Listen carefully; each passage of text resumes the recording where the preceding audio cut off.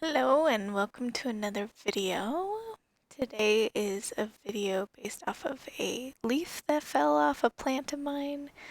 This is the reference photo. I actually had to edit it so that I had both the front and the back side of it available to me for reference.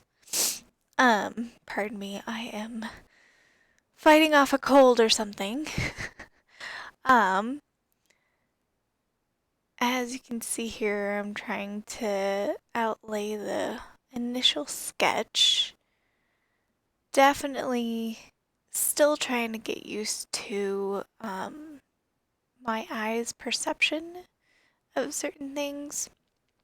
They can be a little wonky when it comes to dealing with shortening and perspective and things that are closer to your eye and farther away. Um, but it was really good practice, and um, I really, really loved the leaves of this plant. That's a really big reason why we had gotten the plant in the first place. We're watching the house for my boyfriend's parents, and unfortunately they were smokers, and they smoked in the bathroom a lot. So we trying to combat the nicotine that comes off the bathroom walls, we got a couple of plants because that was something somebody had suggested to us, and it's been extremely helpful. It's been really nice just having plants in the house in general.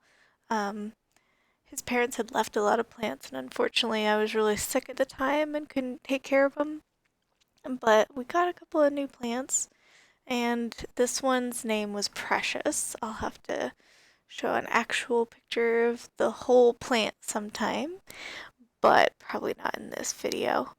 Um, Something that was extremely difficult for me for this, I mean, other than the perspective thing, is like the light reflection off the leaf, because it was a really waxy leaf, and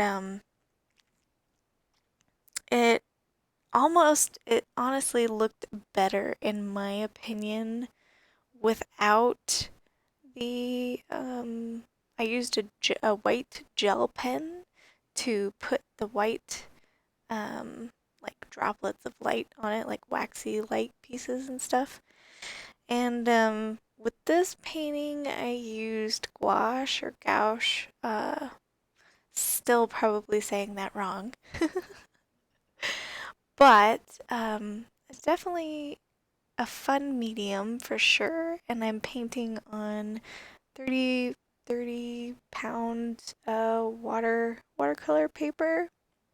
Um, Not sure if you're technically supposed to use gouache on watercolor paper. I think it's okay because it is kind of have like it has a watercolor effect to it, as you can see with that first green that I put down. It's kind of uh, kind of not opalescent, but it's opaque, as you can see. And then I add layers on top of it to make it more crisp and uh, make the colors pop a little bit more.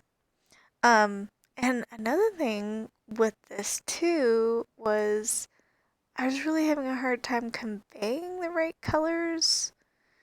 It just, there were so many colors and it gradiated really beautifully. And I personally couldn't get it, but that's okay. Every art piece has its own, you know, spirit in a way, it seems like, and this is exactly how this one wanted to turn out. I honestly really like showing the time lapses of these paintings because there are moments in the painting that just look really, the actual painting itself looks really, really pretty, and I really enjoy, but um, having to progress through the painting, obviously things have to change. And it's a really interesting thing when, you know, you can tell that something's not sharp enough, it's not the right color, yada, yada, yada. And it's just totally different after you have to do that. And sometimes it turns out great and sometimes it doesn't.